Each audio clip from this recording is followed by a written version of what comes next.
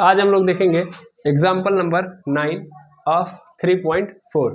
ठीक है, तो 3.4 का हम लोग एग्जाम्पल नंबर 9 देखेंगे। मैं बार बार भूल जाता हूँ कि कौन सा नंबर है ये। तो एग्जाम्पल नंबर 9 है ये एक्सरसाइज 3.4 का। अब 9 में क्या लिखा है कि 9 में लिखा है कि भैया ये बताइए क्वेश्चन ने ये बोला है, देखो कहाँ गया एक्सरसाइज, ये रहा कि भैया एक काम करिए, एलिमिनेशन मेथड का यूज करिए। एलिमिनेशन मेथड का यूज करके बताइए कि जो दिया गया है pair of linear equation two variable, इसका सोल्यूशन कितना होगा। यानी आप क्या करिए, एलिमिनेशन मेथड का यूज करके जितना भी सोल्यूशन हो सकता है वो सब निकाल के दिखाइए। तो और इक्वेशन क्या दिया है हमारे पास, वो दिया है 2x + 3y = 8 और है फिर यहाँ पे 4x + 6y = 7। ठीक है मेरे पास दो इक्वेशन दिया है और कह रहा है इन दोनों इक्वेशन को सॉल्व करके आप बताइए कि इसमें x और y के कितने सोल्यूशन होंगे। एलिमिनेशन मेथड क्या होता है, एलिमिनेशन मेथड हम लोग पहले ही समझ चुके हैं। ठीक है, क्या करते हैं हम लोग क्या करते हैं कि दोनों इक्वेशन में से इन दोनों इक्वेशन में किसी एक वेरिएबल के कोफिशिएंट को इक्वल करते हैं। जैसे अगर आप देखोगे यहाँ पे, तो यहाँ पे x के बगल में 2 है, यहाँ पे x के बगल में 4 है, अलग अलग है। या तो इसको एक बना लो, या तो यहाँ पे y के बगल में 3 है y के, और यहाँ पे y के बगल में 6 है, या तो इसको बराबर कर लो। तो मैं क्या करूँगा, इसको बराबर कर लेता हूँ। कल वाले क्वेश्चन में हम लोगों ने देखा था कि कभी कभी हमको बराबर करने के लिए दोनों इक्वेशन में गुणा या भाग करना पड़ सकता है, या सिंगल एक इक्वेशन में। तो अगर मैं यहाँ पे देखूँ, जैसे देखो मुझे x का वेरिएबल x का कोफिशिएंट बराबर करना है, तो x का कोफिशिएंट है क्या, अगर देखा जाए तो x का एक कोफिशिएंट है 2 और दूसरा कोफिशिएंट है 4। इन दोनों का मैं एलसीएम लूंगा। तो अगर मैं एलसीएम लूंगा 2 और 4 का, तो क्या आएगा 4। क्या आएगा 4। इसका मतलब मुझे क्या बनाना है, इनको 4 बनाना है। तो दूसरे इक्वेशन में ऑलरेडी 4 है, तो बस पहले इक्वेशन में जो x है उसके वेरिएबल उसके कोफिशिएंट को 4 बना दो। तो एक 4 कैसे बनेगा सर, मैं इस 2 से ले जाके इस 4 में भाग कर दूंगा, कितनी बार में ये 2 काट देगा, 2 बार में। इसका मतलब इसमें 2 से गुणा कर दो, काम खत्म। ठीक है, तो 2 से मैं क्या कर दूंगा, गुणा। तो देखो multiply by 2 in equation 1। Equation 1 में 2 से गुणा कर दो, 2 से गुणा कर दूंगा तो 2 से मल्टीप्लाई करूंगा, 2x + 3y = 8 × 2। 2 से गुणा कर दूंगा, 2 दूना 4x, 2 तिया 6y = 8 दूना 16। 4x + 6y = 16, equation number 3। अब ध्यान से देखो, तो यहाँ पे x के बगल में 4 हो गया, यहाँ भी x के बगल में 4 हो गया। इसका मतलब इक्वेशन 3 और इक्वेशन 2 को ध्यान से देखो, तो x का जो कोफिशिएंट है वो बराबर हो गया कि नहीं हो गया, हो गया। अब हम क्या करेंगे, अब सिंपल हम 3 में से 2 को घटा देंगे, 3 में से 2 को घटा देंगे। तो 3 में से 2 को घटाऊंगा तो 4x + 6y = 3 में से 2 को घटाना है, माइनस इधर भी क्या है 4x + 6y = अब RHS 3 का RHS 16 और 4 का 2 का RHS 7। घटाओ क्या होगा, ध्यान से देखो। तो क्या होगा यहाँ पे 4x + 6y, यहाँ पे माइनस लगाऊंगा तो ब्रैकेट बाहर जब खोलूंगा तो प्लस माइनस में चला जाएगा, -4x - 6y = 16 में 7 जगह क्या बच जाएगा 9। 4x से 4x कैंसिल, 6y से 6y कैंसिल, क्या बचा इधर 0, यानी 0 = 9। यहाँ पे तो सब कट पीट के खत्म हो गए, यानी यहाँ पे क्या हो गए, सब आपस में कट पीट के खत्म, यानी सब मर गए, न x बचा ना y बचा। और अगर ऐसा कोई इक्वेशन आपके सामने है, अगर कोई ऐसा इक्वेशन आपके सामने है कि जिसमें आप देख रहे हो कि कोई सोल्यूशन ही नहीं दे रहा है, मतलब कोई जो बचा ही नहीं है वेरिएबल, ऐसा होना चाहिए था कि एक वेरिएबल कट जाता है x वाला, y वाला बच जाना चाहिए था, लेकिन ना यहाँ पे x बचा ना y बचा। तो इसका अर्थ है यहाँ पे सिंपल है कि इन दोनों इक्वेशन का कोई सोल्यूशन नहीं होगा। ठीक है ना, there are no solution of given equation. ठीक है, तो यहाँ से यह स्पष्ट होता है कि इस इक्वेशन का कोई सोल्यूशन नहीं है। तो एग्जाम्पल नंबर 9 में आपको ये याद रख लेना है। एग्जाम्पल नंबर 9 ने हमको ये सिखा दिया कि अगर both variable cancel out after subtracting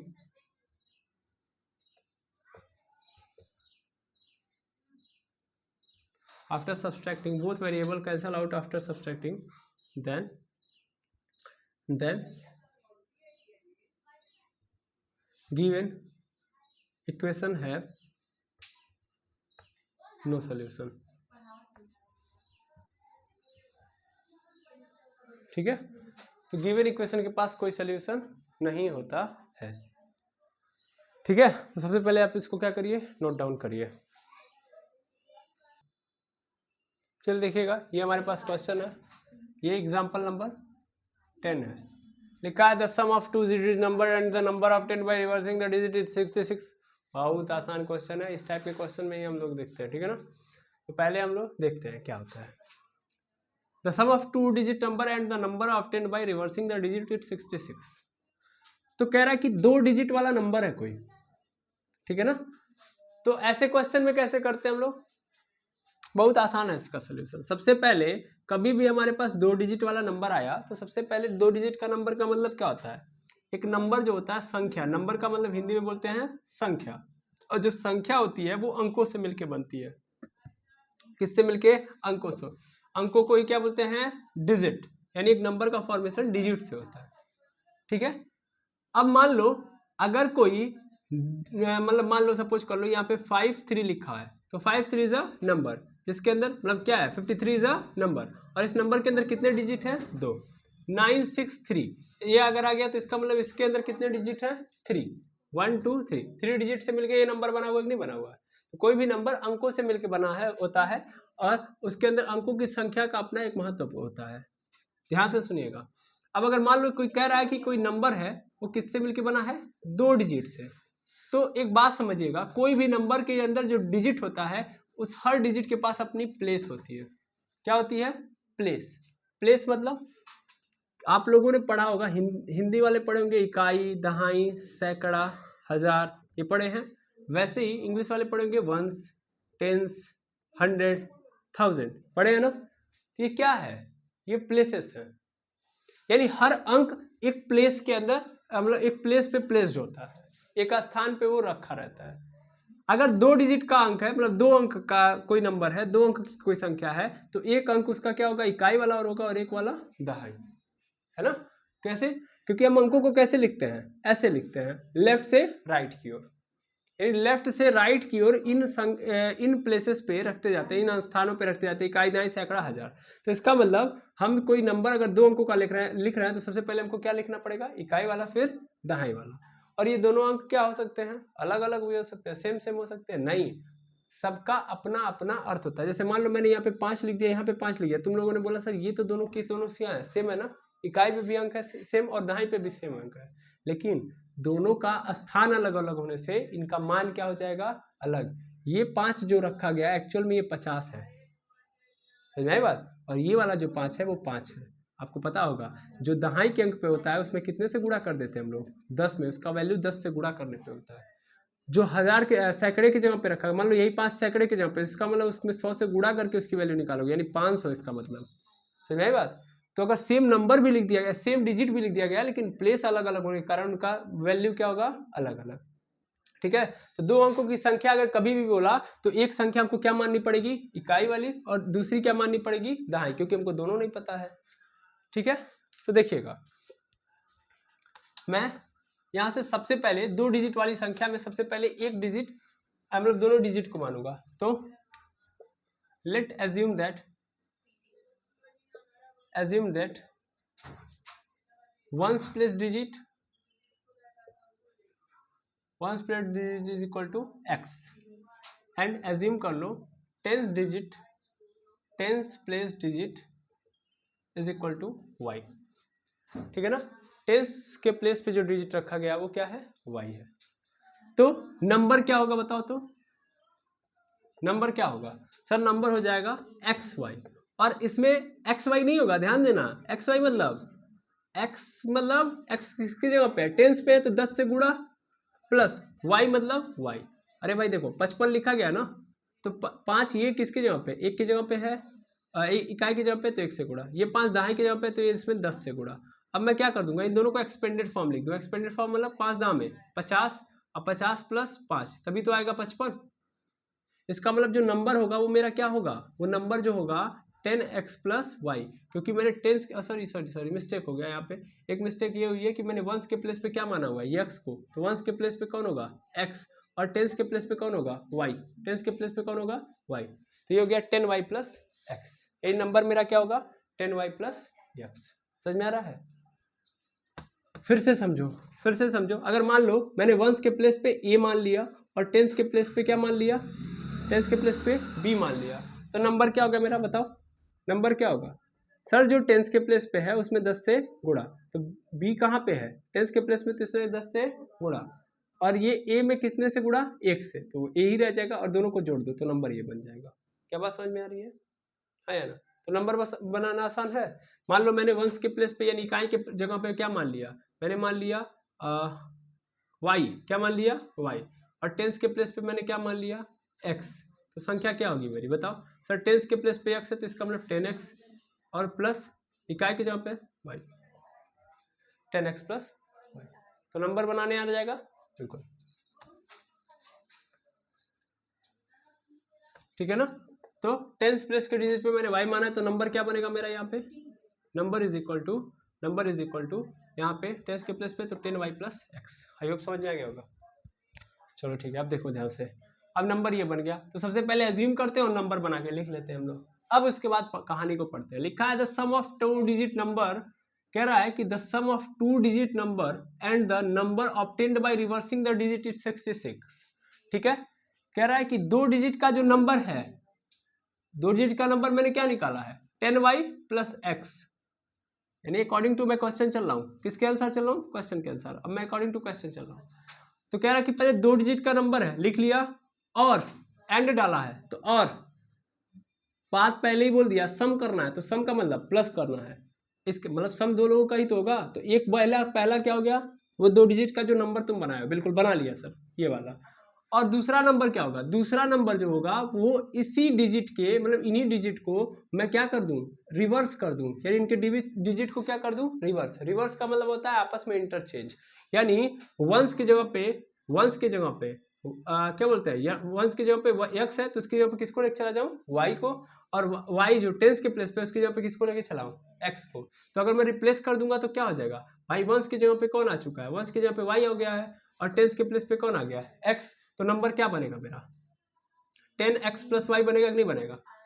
तो कह रहा है कि वो 2 डिजिट के नंबर को और इन डिजिट के मतलब इस नंबर के डिजिट को आपस में रिवर्स कर दिया जाए, बदल दिया जाए, इंटरचेंज कर दिया जाए, तो इंटरचेंज कर दूंगा तो फिर क्या हो जाएगा, ये बन जाएगा 10x प्लस वाई बन जाएगा, और इन दोनों का जो सम है वो कितना है 66। यही बोला है क्वेश्चन, बोला कि नहीं बोला है, हाँ या ना?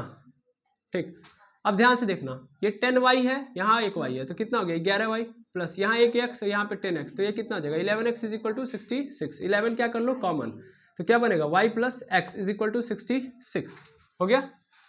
11 को से 66 कट जाएगा 6 बार में, x को पहले कर लो, यानी x plus Y is equal to क्या आ गया 6। इक्वेशन नंबर 1 हो गया। अब आगे देखना, अब ये तो पहला कंडीशन है, ये फर्स्ट कंडीशन हो गया।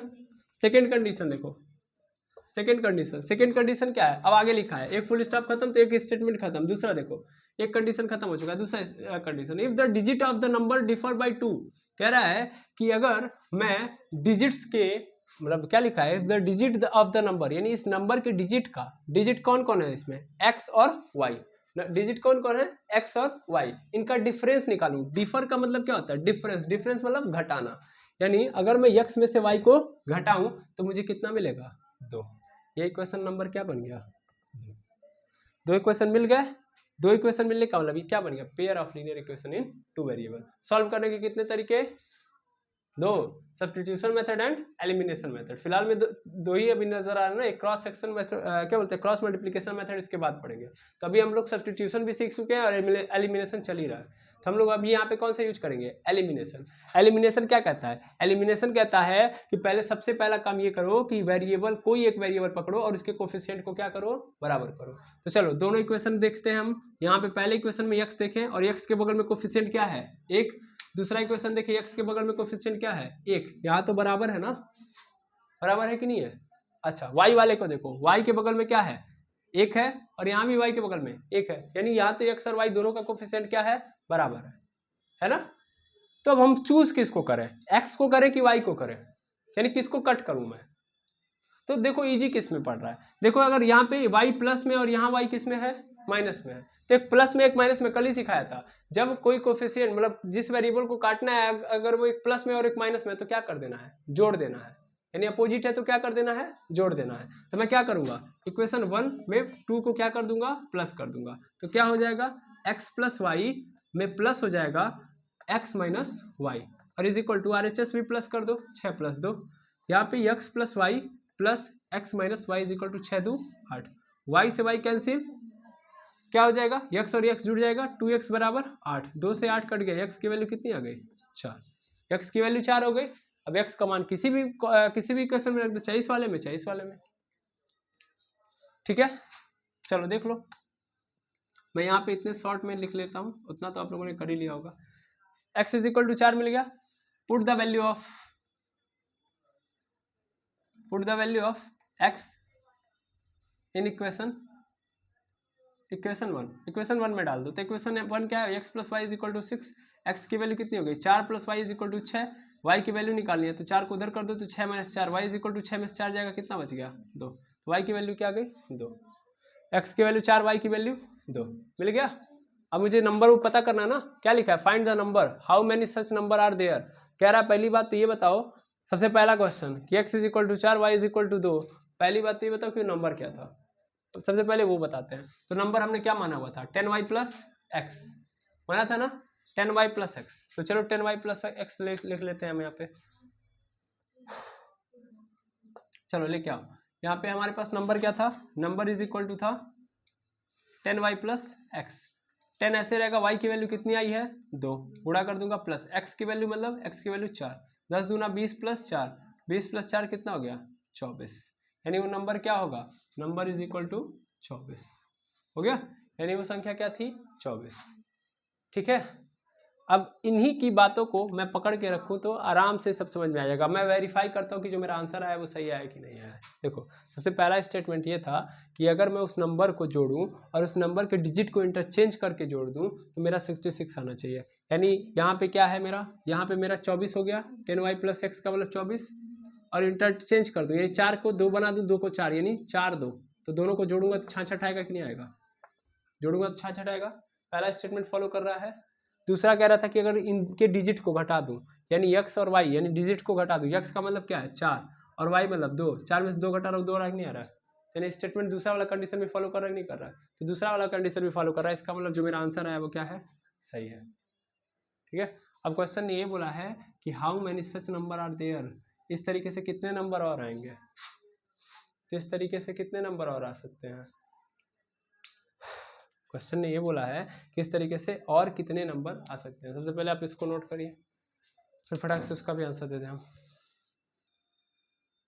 चलिए तो अब लिखा है इसने how many such number are there, इस तरीके से कितने नंबर और हो सकते हैं, मतलब एक तो हमारे पास क्या नजर आ रहा है 24 आ रहा है ना, तो एक बात याद रखिएगा कभी भी ऐसे क्वेश्चन आए तो हमेशा इस टाइप के दो आंसर होंगे, मतलब 2 नंबर होंगे, इस टाइप के कितने नंबर होंगे 2। सर 2 नंबर कैसे, हाँ याद रखिएगा ऑलवेज, इस बात को मैं समझाने के लिए ही मैंने उस चीज को मिटाया और यहाँ पे लिखवाया कि ऑलवेज 2 नंबर होंगे।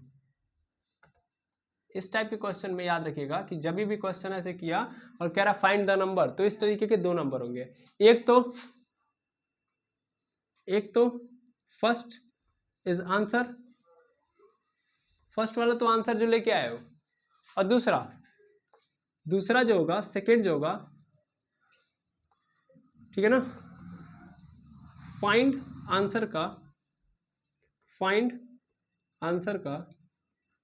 आंसर के डिजिट को इंटरचेंज करने पर बनने वाला नंबर,